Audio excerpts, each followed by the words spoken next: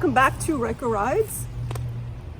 I appreciate you guys who are watching, who are my faithful subscribers who watch every video, comment, like, share. Thank you so much. I'm assuming that quite a bit of you are watching this video because you're either thinking about getting a Can-Am Ryker, or you've seen one on the road and you're a little curious about what it is. So I just hit 1,000 miles on my Ryker, and I want to give a completely honest review of how the Ryker has been for me. The good, the bad. It's mostly good, just kind of heads up. I have had great experiences on it. For the record, I do not work for Can-Am. I do not get any gifts from anybody. I do not get any free stuff. So anything that's on my channel is always very honest reviews. So a lot of times you'll see reviews and everyone's like, oh, it's great, it's great, it's great. And meanwhile, they kind of sidebar they work for Can-Am. I didn't get the bike at a discount, nothing. So here's my honest review of it. And so also, I'm gonna ask you probably, I don't know, a couple times in the video, please subscribe. So my stats show that I think it's 87.3% of people that watch the video don't subscribe. So it's just a little button in the corner, hit subscribe, it's free, it's easy, it helps me out a lot. So if you like my videos, please subscribe. So I'm going to give hopefully an in-depth review of the bike. First of all, I have a 2019 Can-Am Ryker, a 900cc Ryker. It comes in a 600, it comes in a rally. I decided I decided to get the 900. There are a few differences between the two, but I consider myself that I can really only speak about the bike that I have. I don't want to talk about the 600, I don't want to talk about the rally because I don't ride it, so I can't really give a review about it. Let's back up a little bit. So Can-Am stands for Canadian American. A lot of people don't realize that. And the word Ryker comes from a combination of riding and bike combined together to make Ryker. Ryker is spelled with a Y, R-Y-K-E-R, to give tribute to the Can-Am Spyder, which was their original three-wheel trike, three-wheel trike. And Spyder is spelled S-P-Y-D-E-R, so the Y came over with Ryker to make that. So that's a little interesting tidbit about it. The bike weighs 594 pounds, so it's got some weight to it.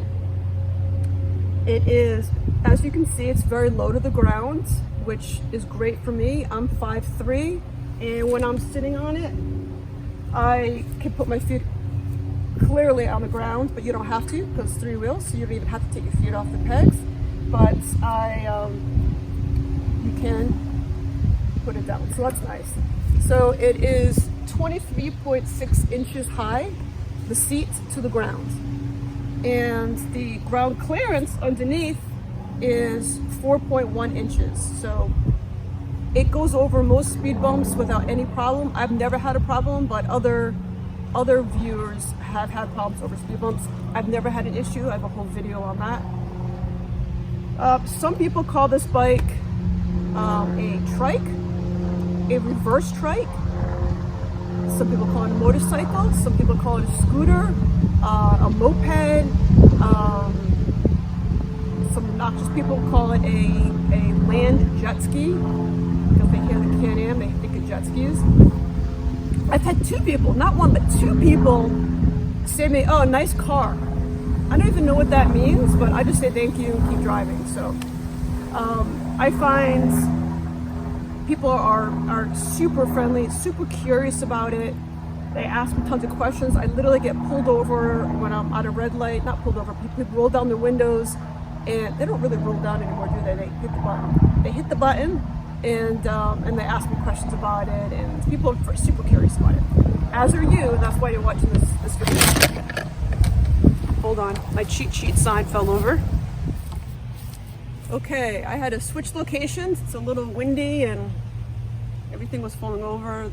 Anyway, so here in the state of Florida, you are required to have a 3-wheel endorsement for your driver's license. So if you already have a motorcycle endorsement on your license, driver's license, you do not need to get another endorsement. So it goes 2-wheel endorsement and the 3-wheel endorsement.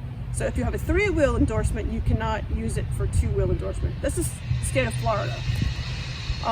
There are, I believe, 3 states that you don't have to have any kind of endorsement, just a driver's license works.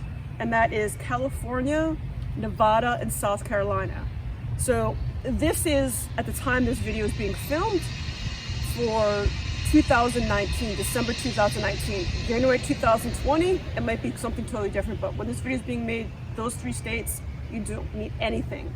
There are certain states, such as Rhode Island, that doesn't have a 3-wheel endorsement. You have to go through the motions and get a 2-wheel motorcycle endorsement.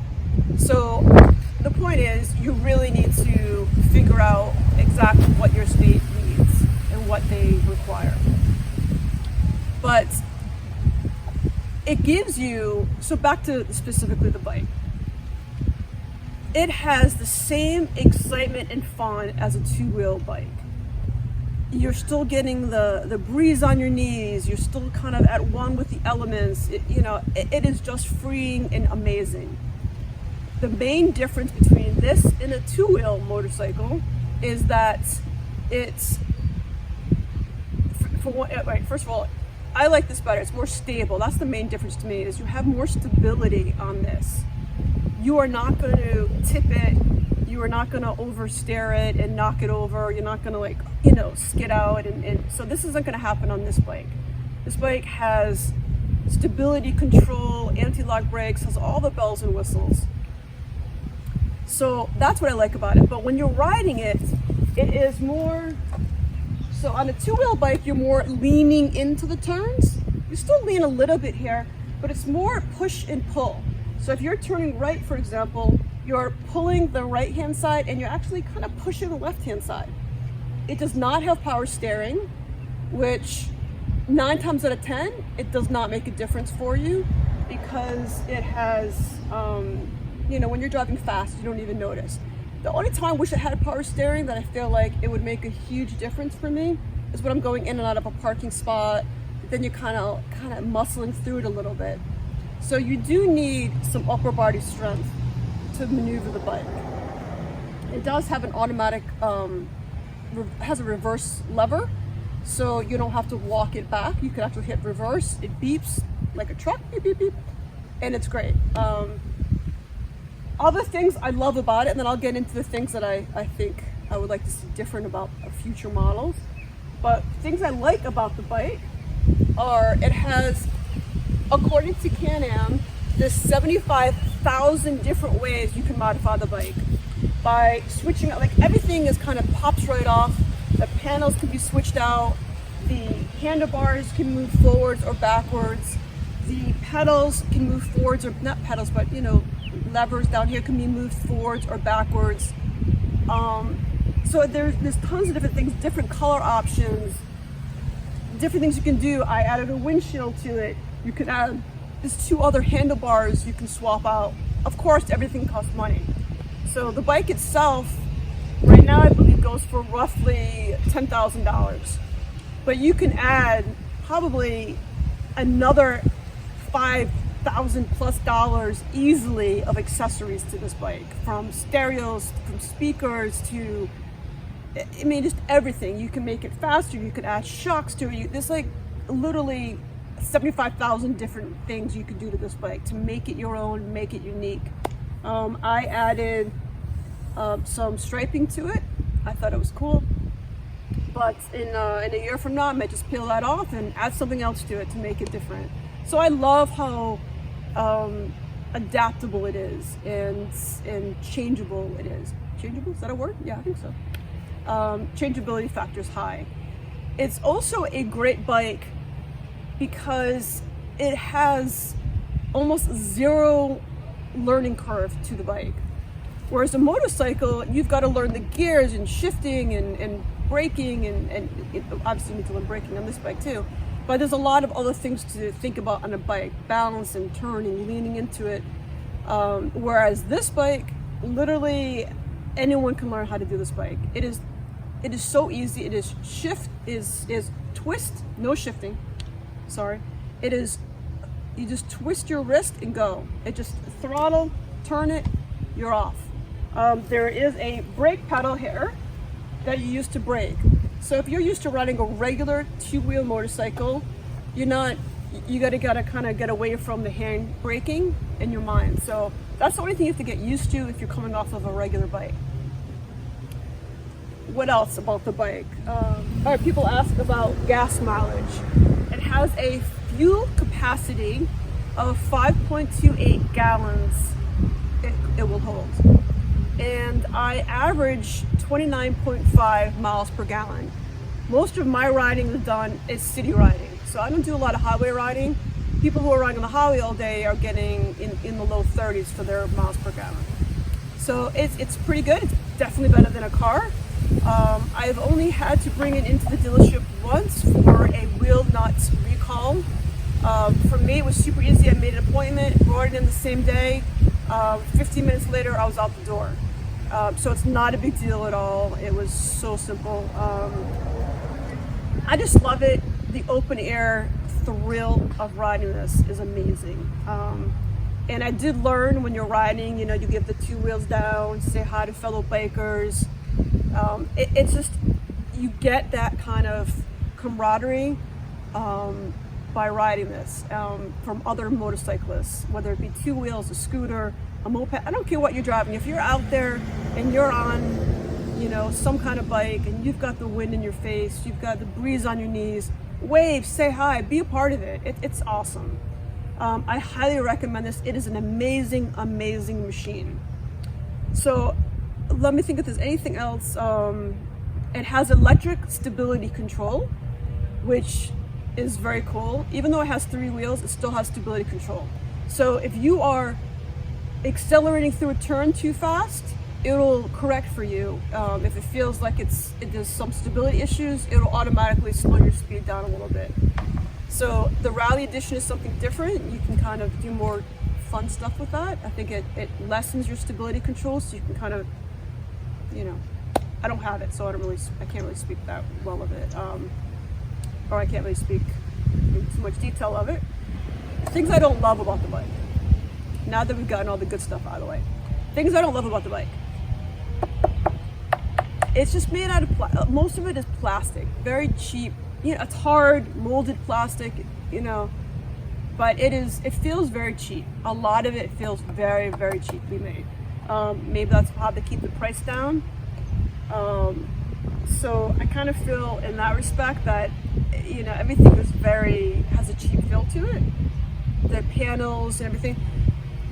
But in the same respect, it makes it very easy to swap it out and buy something else, because it's not, the panels are cheap and you swap them out and you paint them, you coat them, and if they're all metal, you might be a little more hesitant to do that. It may be cost prohibitive to do that, so maybe that was their rationale of thinking about that. Other things, the headlights that come with the bike are those, I just don't get it, because headlights are not that expensive, but it comes with these really cheap looking halogen yellow lights. And I will put a clip right here to show you the before and after of I swapped them out. And of course, if you're new to my YouTube channel, I have, 15, 20 other videos out there, and I show you how to swap things out, how to do everything. So subscribe to the channel, and you can learn all about the other things I've done to the bike. So things that I'm talking about are things that I've corrected. So I'm gonna put I'll put a link below to my other video of how to swap out the lights. And here's the before and after.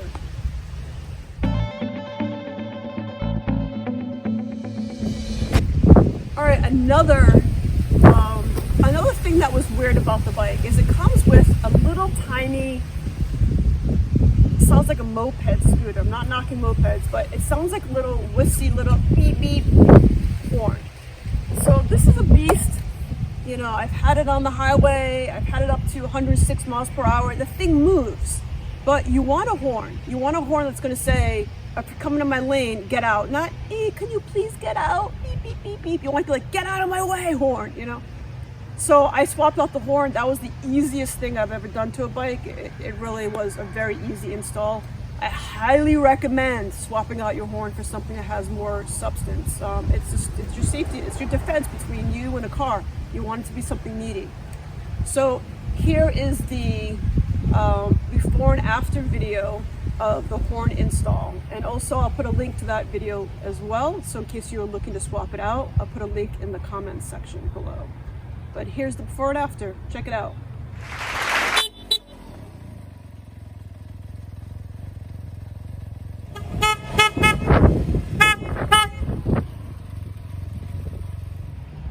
Huge difference, right? It's crazy how much different it is. Okay. Other things that I would like to see different on the bike. It has, the brakes are spongy, if I'm using that word correctly. I feel like it doesn't stop on a dime. I've ridden other things, and this version versus a Spyder versus other things that Can-Am offers, you have to really step. I keep doing this. It's not a lever brake, it's a foot brake. You really have to get into it. So it takes a little bit to get used to. I wish the brakes were a little nicer. I may swap those out one day because I want to stop. I don't want to have all that lead time to stop. So I did have to get used to the brakes a little bit. Another thing that I mentioned a little earlier was the lighting. So I did replace the front lights, as you saw earlier, but I'll show you a little clip of what the bike is like at nighttime. It is very dark. When you're coming up, when you're behind me, like on the highway, or you don't really see these side wheels, and I like to be visible. So a lot of people put undermount lights, on their bike, which is against the law in some states. So before you do that, make sure you check. So I added some little bike lights underneath to give it a little extra, but I really wanted those wheels to show up. So I did order some new lights to go on there, and I'll make a whole another video about that because I wanted it to be more visible. To me, it's all about being seen and heard, before someone hits you, which is quite obvious, So here's a quick picture of what the bike looks like at nighttime in the dark. Now keep in mind, I switched out the lights in the front for the LEDs, so it's very bright in the front, but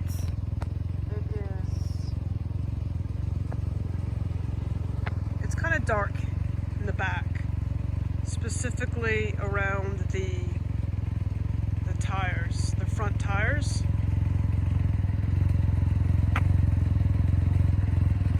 So if you look at the front of the bike, so the side view at nighttime, it's pretty dark. It's dark.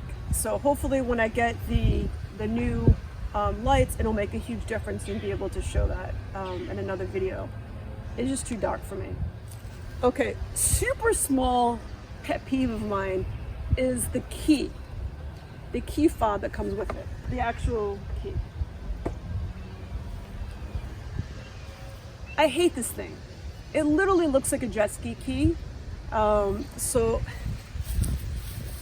it is, I don't know if you can see it right there, but it's a little kind of ball joint thing. I just hate it. It just look, I don't know. I want to be able to turn a key like a real motorcycle. They just decided, instead of making another key, we'll just use a jet ski key. So I don't know. It just seems, I don't know why. No one else complains about it. I just wish I had a real key. I hate this thing. So for my 1,000-mile review, would I buy it again? Yes, 100%.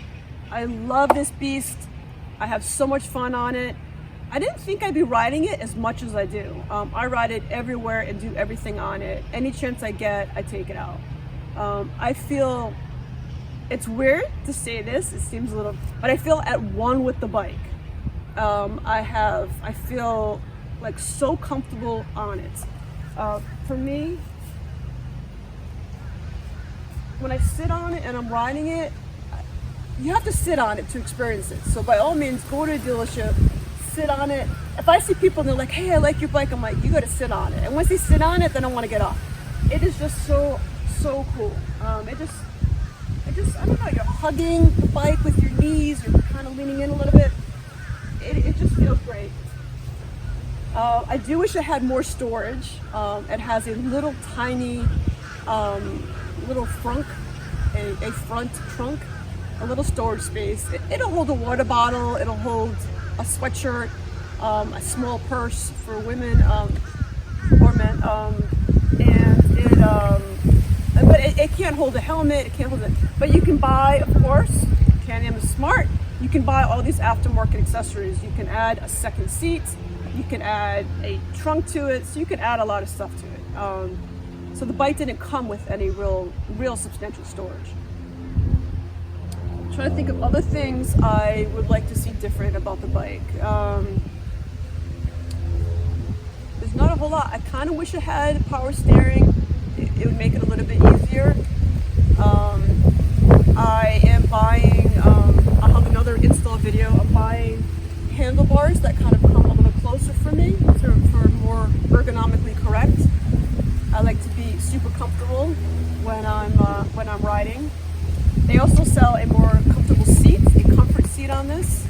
But the original seat it comes with it's like memory foam. It is so comfortable. I don't really feel the need to buy another seat for this bike. I will be buying, also be another video, a lumbar support that will go on the back here.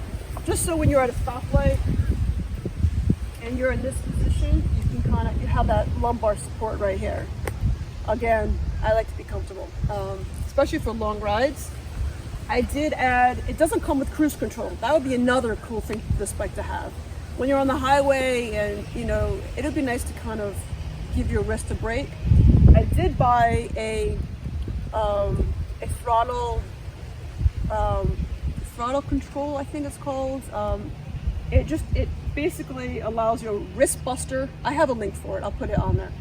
A wrist buster, I think it's called. So basically it allows you to kind of rest your wrist on the throttle without having to kind of death grip it. So it allows you to move it with the palm of your hand instead of gripping it. So I added that. I added an inexpensive bottle holder. I added an inexpensive cell phone holder. I added the windshield, which is nice. It's by Can-Am. It goes up and down, so depending on what your needs are.